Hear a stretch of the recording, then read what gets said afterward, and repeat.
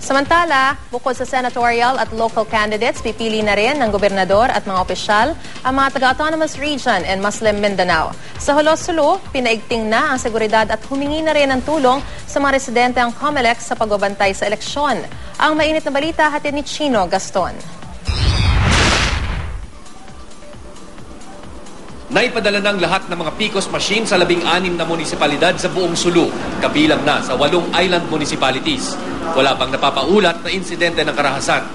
Pero dahil sa tensyong dulot ng mga nagbabangayang kandidato sa ilang bayan, walang pati ng pagpapatrolya ng mga otoridad sa buong lalawigan, lalo na tuwing gabi. Nag-ikot na ang ilang matataas na opisyal ng militar para tiyakin ang kanilang paghahanda.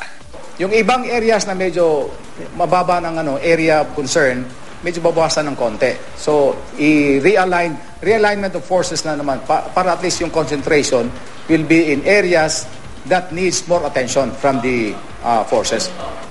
Ang COMELEC, hinikayat ang mga botante na maging mapagmatyag. Would like an honest, fair, peaceful, orderly elections. But the only way to attain this po, mangyayari po ito is with the help of the electorate themselves po. Mahalaga para sa maraming taga-Sulu ang darating na eleksyon dahil kasabay ng senatorial at local elections ang pagpili nila ng gobernador at mga opisyal ng autonomous region in Muslim Mindanao. Chino Gaston, GMA News.